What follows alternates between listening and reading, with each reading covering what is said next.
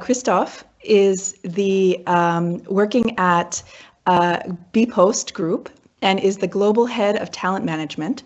And a fun fact about Christophe is he writes a monthly column in a magazine called Zigzag HR, which is a Flemish HR magazine, where he compares functions, HR functions with other craftsmen like teachers, forest guards, chefs, and healthcare collaborators. So I'm so looking forward to checking out this magazine, but also from hearing your talk today. So please take it away. Okay, thank you, Sarah.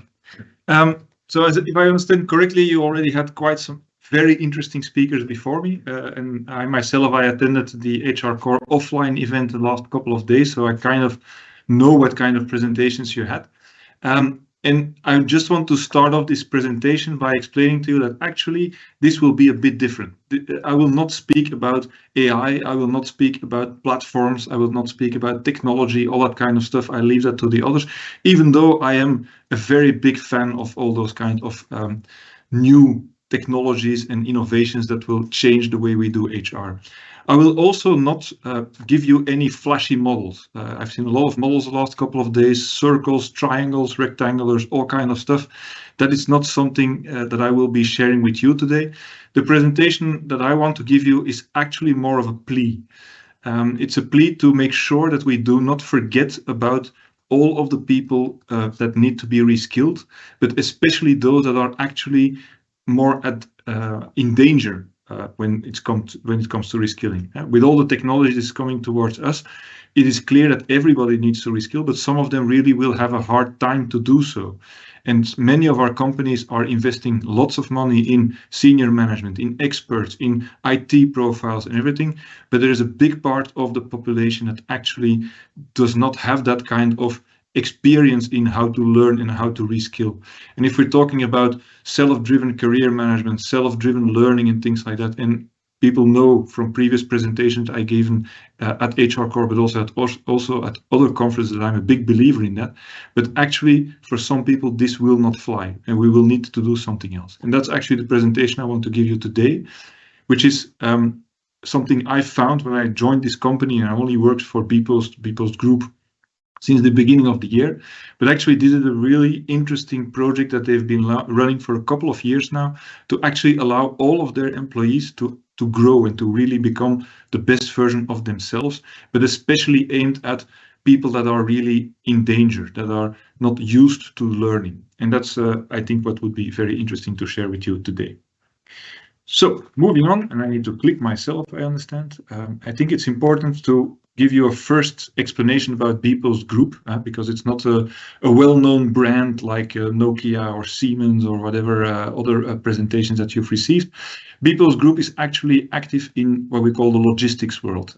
It's grown from Bpost, which is the Belgian post operations, so where we are just delivering letters and parcels towards the Belgian organization in the Belgian geography. But we have been, in our strategy, diversifying and also internationalizing. And as you can see here, we're also very active now in Northern America, especially on the fulfillment part, but also in Asia and in Australia and in many other countries within Europe. Like I said, it's not only internationalization, it's also diversification. So moving from letters and postcards and newspapers towards parcels is one of the big moves we made. The second move is that we moved away from the purely logistical player to actually also do what we call the 3PL, the fulfillment part. So you can actually understand that we are there playing the role of managing all of the automation of people who have a web shop. So actually companies will come to us, ask us to fill warehouses with lots of their products. When somebody pushes on a button and buys something from a web shop, then our employees will go order pick it, or our robots will, because we have also an automated arm. And then we will box it in the way the supplier wants us to do so, and then ship it to wherever in the world it is needed, with eventually also last mile options that we have. So that's a kind of movement or activities that we are in as a group.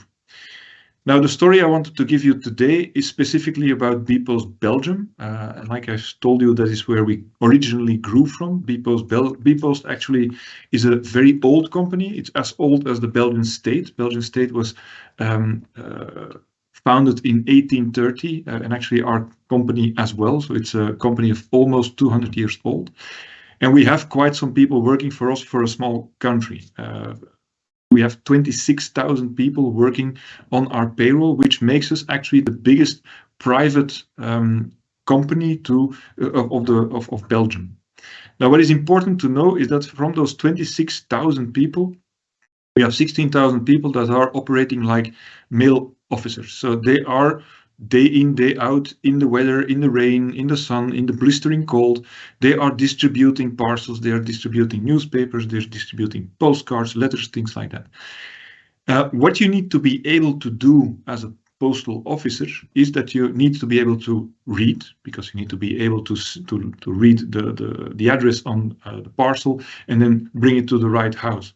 That's more or less what you need to be able to do. And it's also helpful if you have a driver's license, because of course you need to drive around the whole, for that part in Belgium where you're responsible for, in order to deliver those parcels and letters. But that's actually anything you need to do, which of course attracts, as you can imagine, a lot of people that are quite short-skilled. Also a lot of foreigners that are entering Belgium and need to have a first professional experience. And that means that from those 16,000 people, most of them actually are very short-skilled. They don't even have a high school diploma, for example. Secondly, next to those postal officers, we have about 4,000 people working in sorting centers. If you take a look at what happens with a parcel or with a letter, it's actually something that you put in a red box. Someone will collect it, bring it to a sorting center. It will then be redistributed so that it goes to the right part of Belgium. It comes into another sorting center, and then it's redistributed towards the mailman, and the mailman will then bring it to the house. So lots of people that need to take those in hands, and a lot of actions that have to be taken in order to bring it to the right place. And actually those sorting centers are quite important there, because there are people that around 8 o'clock, and I mean 8 o'clock in the evening, will start taking all of the collected parcels and letters and start redistributing them. Of course, supported by a lot of automated machines, but still there's a lot of manual work that goes into that. Again, in order to be able to do that, to perform that kind of work, you just need to be able to read. You need to be able to, again, read the addresses, and then make sure it gets into the right cart so that it's sent to the right truck, and the right truck brings it to the right sorting center, where again somebody else is doing the same thing. So same thing applies there for those people. We are not looking for very highly skilled people. We are looking for people that actually can just read and have the time and the willingness to work during the night, which is of course not that easy. Last big type of operations that we have is a little bit more skilled people, and those are the people that are sitting in our postal offices around the world. And you see all the little dots there. All the small dots are actually all postal offices. We have 654 of them, because every single city within Belgium, we are obliged to put a postal office there as well. And those are people that are actually just sitting there and responding to questions from our customers, selling stamps. We also had a banking activity at a certain moment, where for that banking activity, they would be collecting money, giving money when people asked for it, but now they're also selling insurances and things like that. So that's a bit more skilled type of operations in that sense. But the biggest proportion, so about 20,000 of the 26,000, are really short-skilled people. And that's really important to understand in Bpost Belgium. Other quite important element for Bpost Belgium is that even though we are a private company, half of our stocks are detained by the Belgian government, which is important to know, because that means we have people with different kind of contracts running around in our company. We still have some with a civil servant contract, about 7,000 of them running around in our company. Next to that, we have people that have a contract which actually allows them to grow into the company and to increase their salary just based on tenure. And then we have normal contractual people, let's say, who will follow a more merit-based approach, which gives quite a difficult type of, let's say, interaction and dynamic within this organization, as you can imagine, because many of those are working at the same type of activity and actually earning different wages, having different benefits and things like that. So that's for the context in which this story actually takes place. Now, if we move to what is happening with this company, like many companies, we're in a full transformation, and we're not the only one. We're certainly aware of that. And like I said, we're moving from being that purely mail-driven, parcel-driven organization into what we call a 3PL, a third-party logistics company. Now, in order to do so, and we need to do so, why? Because mails, so nobody's sending letters anymore. Actually, you're all using email. If you're on holiday, you're not sending postcards anymore because you're just keeping track with the home front through WhatsApp. So everything that was the bread and butter of this company and where they made quite some money is going down. On the other hand, the parcels, which is something that quite normally came into our remit, that is actually growing, especially with COVID. A lot of more people were buying things online, so parcels was exploding. The problem there is that actually the margin is very, very low because we're competing with the likes of DHL, UPS, JLEX, and others.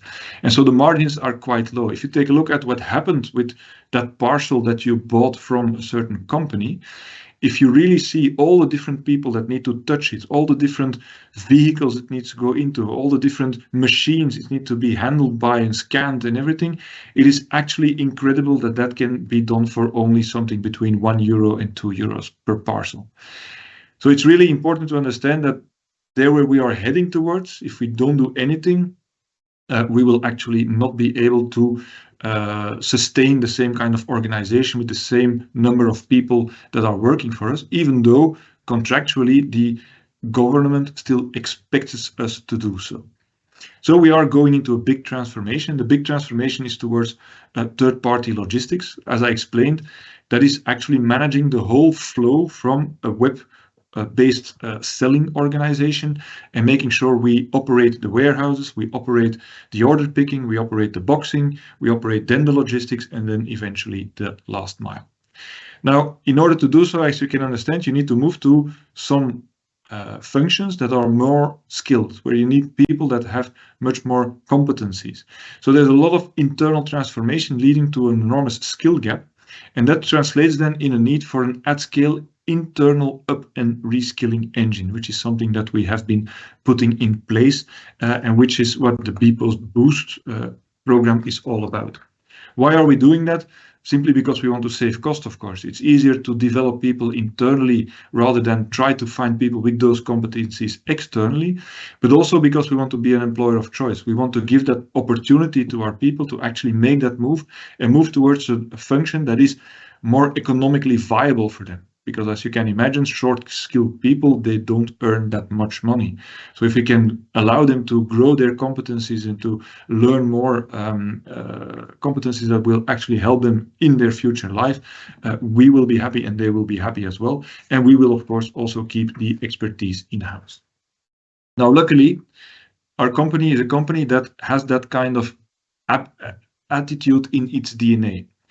And this is a slide coming from our strategic manifesto, where actually we clearly state that what we want to do is we want to be a career lifter. We really want everybody in our company to actually grow and get better functions, get better pay, but based upon competencies that they have grown. It is really within the DNA of the company. And what is funny is that if I walk around here in the headquarters, for example, and I talk with a lot of people that have been working here for 20, 25 years, many of them reminiscent about when I started out as a postal officer 20 years ago, I did this and I did that. And so even people grew up to, for example, becoming sales responsible for the B2B customers. Those people were starting out as mailmen, did their own tours of duty, let's say, for 5, 6 years, and then moved to becoming a team lead and then moved to sales. And so it's really ingrained in our company to allow people to grow and to develop into more sustainable functions. And of course, we also give a lot of priority to internal mobility in order to be able to do so. So because it was already ingrained in that DNA, that also allowed us to actually create that kind of upskilling and reskilling program just by putting a bit of structure to the culture we already had. Now, what did we do? First of all, we needed to understand that, of course, not everyone is coming from the same place. And like I said, many people start off as mailmen. And you must know we have about 2,000 to 2,500 new mailmen coming in every year. So that's really a lot of volume. So the first thing we do with them is to actually test out what is their level of language knowledge. Are they actually able to read and write, but also are they able to read and write in Dutch and in French? Because of course, those are the two main languages of our country. Now, that test happens, and if somebody fails that test and we say, actually, you're not at the level, we could say, we will not take you. That's not our approach. At that moment, we'll say, we understand you need some support on that, and we will provide them with the necessary support to actually make sure that they get up to the level where they need to be in order to be able to play their role as a mailman. So that also means we are not preparing them to be perfect native speakers in Dutch or in French. It's just making sure that they are able to do their work like they are supposed to do. But still, we are offering that to people that are not getting through the threshold of the language test. The second question was, are you able to drive a normal vehicle? Because many of them will have to drive around in Belgium. Again, when the answer there is no, I don't have a driver license B, at that moment we will provide them with the necessary training in order to get that driver's license. In any case, everyone will have to go through a test and will get some explanations about how to drive in a sustainable way, in a safe way, because of course they will be running many kilometers on the road, and we want to make sure that of course they do that in the safest possible way. Once you have passed those two steps, so you've learned the languages, or at least what you need to be able to do to go for the function, and you have the driver's license at that moment, then you can really become a Bpost employee full-fledged, and we can actually move to the next phase. Now, what is the next phase? Once you've started, the first thing you need to do in order to get to the next level, which would be a more sustainable type of function, is of course you need to have your basic competencies in order. And the basic competencies in many of these cases is to make sure that they have a high school diploma. Because many of those people, like I said, are short-skilled, so they don't even have that diploma. They are school dropouts for all kinds of reasons. And so we offer them the possibility to actually get their high school diploma. Together with external high schools, we provide them with a learning track where they can develop themselves. And of course, it's very different from person to person. Some people made it up to the 4th year, some people to the 5th year, some people only to year 2. So there's a big difference in how much they need to do in order to get there. But we will make sure they have a bespoke program for them, and we will allow them throughout a number of years to actually get to that point where they can take their exam and get their high school diploma, which is called then the Future Me program that we've launched. But that's just a start. Once you have done that, of course, there's one way you can take, one career path that you can take, which is to develop further into people management. Because every 10 to 15 mailmen, there is one team leader. For every 10 to 15 team leaders, there are a head team leader. So it's kind of a Mexican army, but that's what you need to have when you have 16,000 people running that kind of operations. And so we have what we call Eye for Talent, which is a track where people go through and step by step are prepared to take on a role as a team leader for the mailmen and mailwomen in our operations. So that's the first track that we offer to people that have already gained the high school diploma. The second track is a track that is quite important for us because we're a logistical company. And a logistical company, as you can imagine, it's all about moving things around in the most efficient way. And still, the most efficient way to move around physical items is trucks. So we also have a huge need of truck drivers. If you have you need to know we have 650 trucks driving around every day, I must say actually every night, around Belgium in order to make sure that everything gets to its place. Now, truck drivers, and I know we're talking a lot about ICT profiles, are very difficult to find. I can assure you that truck drivers are also very difficult to find. So we clearly see there's a need to actually find them wherever we can and develop them ourselves. So that's also something we do. There's a track where we ask to our male officers, do you want to become a truck driver? Then we will give you the opportunity to go through the theoretical trainings, to go through the practical trainings, to take your exam, and to get the certificate C or CE to drive with a big truck around for us as well. And then we have several other tracks leading them towards other functions within our own company. I've explained the branches where we have also people doing more commercial stuff, but also banking. There's a whole track where we develop people into commercial collaborators. So people that say, I would like to go towards that kind of function, we will allow them to go through a learning path in order to prepare them. And then once a function is opened, they will be able to move towards something where they will actually sit the whole day with a roof on their head, which for some of them is actually what they're aspiring for. But also we help them develop into financial experts if they want to do so, into graduates in HR. So that means they can integrate the HR operations. And we are constantly on the lookout for new tracks where actually they would be able to develop themselves into a more sustainable function. So lots of things we've been put in place, but what is actually crucial, and that's what I wanted to give you here, is what are our lessons learned in everything that we've done? First lessons learned is actually, if you want to set up this kind of upskilling and reskilling, it is really important to make sure that you select the right kind of people. Of course, you need some minimum level of intelligence in order to be able to capture that. If somebody says, I would like to be a financial expert, but you see that they are really not able to do so, it makes no sense to try to push them through that kind of career path, because at that moment it will be just very depressing for them. On the other hand, what is also very important is the motivation. This is an investment from their side, because we will not, of course, they will not be learning during the working hours. It's something they do next to their working hours. We allow them to do so, and we provide them with a lot of support, and we pay for their tuition and things like that, but they need to do it in their own time. Many of those people are still quite young people. And of course, young people also have lots of other ideas about how to spend their free time.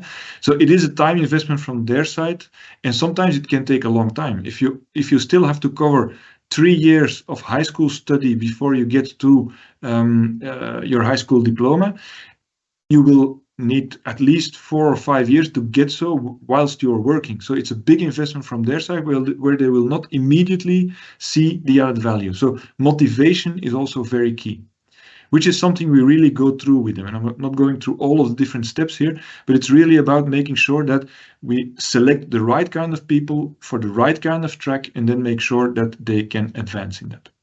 But it's not only about that, it's also about making sure that you keep them on track. Like I said, it can be very long period of time. And at that moment, you need some time to have somebody to shake you up, to give you a pat on the back, and to say, you're doing a great job, continue. That's what our mentors are for. We have different head mentors that actually steer that whole process and regularly check in with all of the different parties involved in these tracks, amongst which the Bpost mentors. So every person who is going into such a track will be assigned an internal mentor who regularly checks in, helps support, and tries to steer them in the right direction. And of course, also all the external parties who are supporting us, we ask them to provide learning counselors who will regularly check in to see how they can even support better the persons who are going through those different tracks. Third lessons learned is actually that sometimes it's good to work with external parties, but sometimes you need to take matters into your own hands. And that is what we did with our driving school. Because actually we saw that when we were selecting people that wanted to become truck drivers, and we sent them to an external truck driver school to learn the trade and to get the certificate, they got poached by other companies, because everybody has that problem, of course. That's not something we wanted. And on top of that, we have so many people going through these trainings to learn how to drive, to get their B driving license, to get their C and CE driving license, that we thought it was useful to have our own driving school, which is also what we put in place. So we have 18 trainers, full-time trainers that are full-time into training people in all of the aspects of logistics and vehicles, and making sure that people pass their exams in order to be performant and usable as soon as possible.